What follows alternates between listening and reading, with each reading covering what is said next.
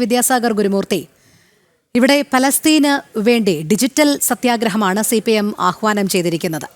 സമാനമായ രീതിയിലുള്ള ആഗോളതലത്തിൽ നടക്കുന്ന മറ്റ് കാര്യങ്ങളൊന്നും അവർ ശ്രദ്ധിക്കുന്നേയില്ല. പക്ഷേ പലസ്തീന് വേണ്ടിയുള്ള മുറവിളി ഇപ്പോഴും തുടരുകയാണ്. ഇത് കൃത്യമായ രാഷ്ട്രീയ കുതന്ത്രം, അതിലുപരി പ്രീണനം, ഇതുതന്നെയല്ലേ ലക്ഷ്യം വെക്കുന്നത്. അതോടൊപ്പം ചില വെല്ലുവിളികൾ കൂടി CPM നടത്തുന്നുണ്ട്. ഇത് ഭാരതത്തിലെ എല്ലാവരും ഉൾക്കൊള്ളും, രാജ്യത്തോടുള്ള ആഹ്വാനമാണ്.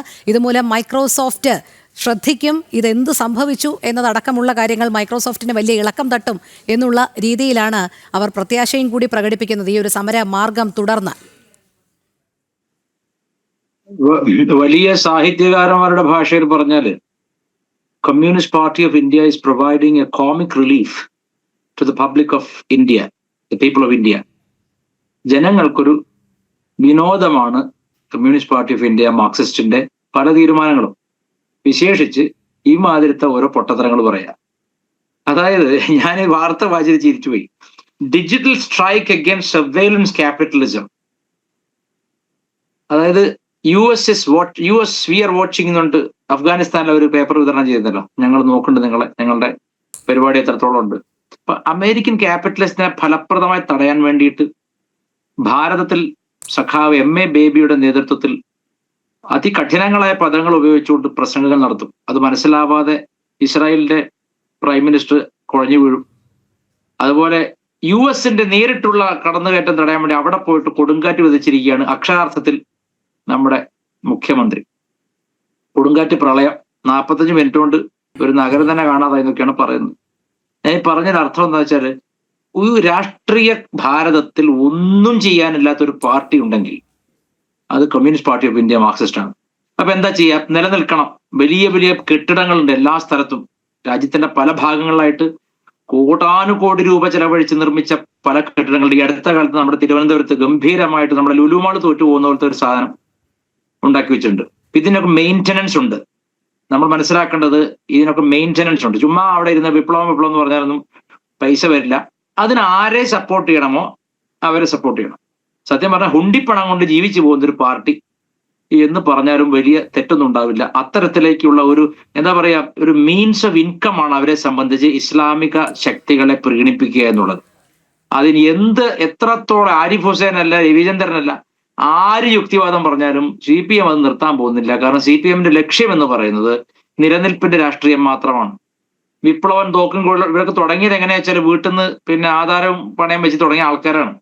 വിപ്ലവം തോക്കിൻ കുഴലിലൂടെ എന്ന് പറഞ്ഞ് ചാടി പുറപ്പെട്ടിട്ട് ഈ തോക്കും കുഴലൊന്നും വേണ്ട, ഞങ്ങൾക്ക് തൽക്കാലം അധികാരം കിട്ടിയാൽ മതി, അധികാര രാഷ്ട്രീയത്തിന്റെ അപ്പകഷണത്തിന് വേണ്ടി വന്നു. ഈ രാജ്യത്ത് ഒരിക്കലും അധികാരത്തിൽ ശരിയാവണ്ണം വരാത്തൊരു പാർട്ടി ഇത്രയും കാലം ഇങ്ങനെ ഈ വിഡ്ഢിതരൊക്കെ പറഞ്ഞിട്ട് ഈ പറഞ്ഞ മനുഷ്യനെ മനസ്സിലാവാത്ത ഭാഷ പറഞ്ഞുകൊണ്ട് എങ്ങനെ ഇവിടെ നിലനിൽക്കുന്നു എന്നതിന്റെ രഹസ്യം നമ്മൾ കേരളത്തിൽ കണ്ടതിന് മാതൃക. കേരളത്തിൽ കോഓപ്പറേറ്റീവ് ബാങ്കുകളിലൂടെ നടത്തുന്ന വമ്പൻ പകൽ കൊള്ള, കൂടാതെ ഇടയ്ക്കിടയ്ക്ക് ഇങ്ങനെ പലസ്തീൻ എന്ന് പറഞ്ഞിട്ട് ഐക്യദാർഢ്യം നടത്തിയാൽ ഈ പലസ്തീന്റെ പേര് വെച്ചുകൊണ്ട് ഹമാസ് ലോകം മുഴുവൻ പിരിക്കുന്ന തുക എത്രയാണെന്ന് കേട്ടാൽ നിങ്ങൾ ഞെട്ടിപ്പോകും. പലസ്തീന്റെ ഒരൊറ്റ പേര് വെച്ചുകൊണ്ട് ഹമാസ് എന്ന് പറയുന്ന മതഭീകര സംഘടന ലോകമെമ്പാടും പിരിക്കുന്ന തുക കേട്ടാൽ നമ്മൾ അത്ഭുതപ്പെട്ടു പോകും. അവരുടെ നേതാക്കന്മാരൊക്കെ എവിടെയാണ്? യുദ്ധരംഗത്തുണ്ടോ? അല്ല, അവരുടെ നേതാക്കന്മാരൊക്കെ UK-ലും US-ലും ഈ പറഞ്ഞ ഇമ്പീരിയലിസ്റ്റ് ഫോഴ്സസിന്റെ മൂക്കിന് താഴെ അവർ കൊടുക്കുന്ന സ്വാതന്ത്ര്യത്തിലും അവർ കൊടുക്കുന്ന വെളിച്ചത്തിലും അവർ കൊടുക്കുന്ന സൗകര്യത്തിലും സുഖമായി കിടന്നുറങ്ങുകയാണ്. ഇത് പറ്റിക്കപ്പെടുന്ന ആരാണ്? നമ്മുടെ പ്രശസ്തനായ എഴുത്തുകാരൻ, നമ്മുടെ ഫോർ ഹും ദ ബെൽ ടോൾസ് എഴുതിയ അദ്ദേഹം പറഞ്ഞ ഒരു കാര്യം, ആ പുസ്തകത്തിലല്ല, അദ്ദേഹത്തിന് അദ്ദേഹം ജേർണലിസ്റ്റ്, യുദ്ധ റിപ്പോർട്ടർ ആയിരുന്നല്ലോ. അദ്ദേഹം പറഞ്ഞത്, ഒരു യുദ്ധം വരുമ്പോൾ സാധാരണക്കാരായ ആളുകളാണ് സത്യത്തിൽ കുടുങ്ങിപ്പോകുന്നത്. അവ മുസ്ലിമോ ക്രിസ്ത്യാനിയോ അല്ലെങ്കിൽ ജൂതനോ എന്നുള്ളതല്ല. അവിടെ സാധാരണക്കാർ കുടുങ്ങും. ഇതിൽ കാശുണ്ടാക്കുന്ന ആരാണ്? വലിയ രാഷ്ട്രത്തലവന്മാരും അതുപോലെ തന്നെ ഇതുപോലെയുള്ള യാതൊരു റോളും ഒരു രാജ്യത്ത് വഹിക്കാനില്ലാത്ത ഒരു പാർട്ടി CPM-നെ പോലെ. ഒരു പ്രധാനപ്പെട്ട വിഷയം നേരത്തെ ആരിഫ് ചൂണ്ടിക്കാണിച്ചു. ഇവിടെ കഴിഞ്ഞ ഇത്രയും ദിവസങ്ങൾ, മാസങ്ങളായിട്ട് തൊട്ടടുത്ത നമ്മുടെ അയൽ രാജ്യമായ ബാംഗ്ലാദേശിൽ എത്ര ഹിന്ദുക്കൾ ഇതേപോലെ എത്നിക് ക്ലെൻസിങ്ങിന് വിധേയരായി. വംശഹത്യയാണ്.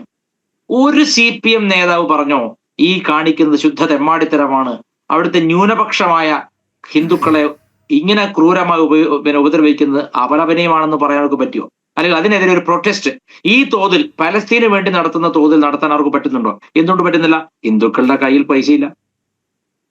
ഹിന്ദുക്കൾ ഒരു ആഗോള മതശക്തിയാവുകയും അവർ ഈ ഹുണ്ടിപ്പണം തുടങ്ങിയ ലോകത്തെ ഏറ്റവും നിയമവിരുദ്ധമായ പ്രവൃത്തികളുടെ പണം കണ്ടെത്തുകയും ചെയ്യുന്ന ഒരു വർഗമായിരുന്നെങ്കിൽ തീർച്ചയായിട്ടും CPM നമുക്ക് വേണ്ടിയും ഈ ഫോൺ ഓഫ് ചെയ്യലും ഓണാക്കലും ഒക്കെ ചെയ്തേനെ, ബാംഗ്ലാദേശിലെ വിഷയത്തിലും ഓപ്പറേഷൻ സിന്ദൂറിലും ഒക്കെ. അപ്പൊ ഇത് പറഞ്ഞതിന്റെ അർത്ഥം എന്താ വെച്ചാൽ ഈ പാർട്ടിയോട് നിലനിൽക്കുന്ന എന്തിനാണ്? അസ്തിത്വ പ്രതിസന്ധി എന്ന് പറയും, എക്സിസ്റ്റൻഷ്യൽ ക്രൈസിസ്, അതിലൂടെ കടന്നു പോവുകയാണ് ഈ CPM. ഞാൻ ഓർക്കുന്നത് നമ്മുടെ communist party of India Marxist കേരളത്തിൽ പിണറായിയിലെ പാറപ്പുറത്ത് തുടങ്ങി വെച്ചു അതിന്റെ പ്രഥമ സമ്മേളനം അല്ലെങ്കിൽ തുടക്കം. അതിനുശേഷം അത് പല അവർ പറയുന്ന വർഗ സമരങ്ങളിലൂടെ അടിത്തടകളിലൂടെ ഒക്കെ വളർന്നു വന്ന പാർട്ടിയാണ്. അതിൽ ഏറ്റവും വലിയ കോൺട്രിബ്യൂഷൻ നൽകിയ ഒരാൾ ഇപ്പോൾ ജീവിച്ചിരിപ്പുണ്ട്, അത് അച്യുതാനന്ദനാണ്, VS അച്യുതാനന്ദനാണ്. അതായത് ഇതിനു വേണ്ടി ആദ്യത്തെ തിരി കൊളുത്തിയ ആൾ ഇപ്പോൾ ഇതാ തിരി അണയാറായി, പ്രായമായി അവശനിലയിലാണ്.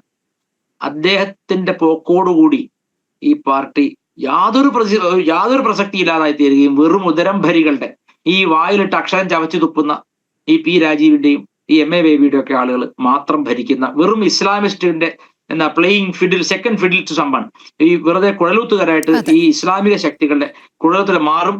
ഇത് ഏറ്റവും രസം എന്താ വെച്ചാൽ ഇസ്രായേലിൽ മരിക്കുന്ന കുഞ്ഞുങ്ങൾക്കും ജീവനുണ്ട്. അവർ ആ അവർക്കും ജീവൻ പോകുമ്പോൾ അവരുടെ കുടുംബത്തിന് വേദനയുണ്ട്. അവിടെ റേപ്പ് ചെയ്യപ്പെട്ടുള്ള റേപ്പ് തന്നെയാണ്. ഒരു പർട്ടിക്കുലർ മതത്തെ മാത്രം പിന്തുണയ്ക്കുന്നതിന്റെ പിന്നിൽ ജൂതന്മാർ ഈ കേരളത്തിൽ വലിയ ശക്തിയില്ല, ജൂതന്മാർ ഭാരതത്തിൽ വലിയ ശക്തിയല്ല, അത് കണ്ടുകൊണ്ട് തന്നെയല്ലേ. ശരിയായ ഹ്യൂമാനിറ്റിയോടുള്ള സ്നേഹമാണെങ്കിൽ എല്ലാത്തരം കൊലപാതകങ്ങളെയും അപലപിക്കുകയും ഇതുപോലെ ഫോൺ ഓഫാക്കലും മൈക്രോസോഫ്റ്റിനെ മീശ വിരിച്ച് പീഡിപ്പിക്കുകയും ചെയ്യണ്ടേ? ഇതൊക്കെ വിഡ്ഢിത്തരമാണ്. ആദ്യം കേരളത്തിൽ സെൻട്രലൈസ്ഡ് ആയിട്ട് കമ്പ്യൂട്ടറൈസ് ചെയ്തത് AKG സെന്ററാണ്. കമ്പ്യൂട്ടർ ഭീമൻ, തൊഴിൽ വിഴുങ്ങുന്ന ഭീമൻ എന്ന പുസ്തകം എഴുതിയവര്, തൊഴിൽ വിഴുങ്ങത്രേ കമ്പ്യൂട്ടർ വന്നിട്ട്. ഏറ്റവും ആദ്യം അവരുടെ സ്ഥാപനങ്ങൾ, അതായത് ഏതൊന്നിനെ കുറ്റം പറയുന്നു അത് വിഴുങ്ങി ശീലിച്ചിട്ടൊരു പാർട്ടി മാത്രമാണ്. ഇതിലും വലിയ തമാശകൾ ഇനിയും പ്രതീക്ഷിക്കാം. ഞാൻ ആ തുടക്കത്തിൽ പറഞ്ഞ പോലെ വലിയ തമാശകൾ തന്ന് ദുഃഖ ബാധിതരായ ജനങ്ങളെ ചിരിപ്പിക്കുകയാണ് CPM ജോലി. ആ ജോക്കറിന്റെ തലപ്പത്തേക്ക് ഇപ്പൊ അവർക്ക് പുതിയൊരാളെ കിട്ടിയെന്ന് മാത്രം.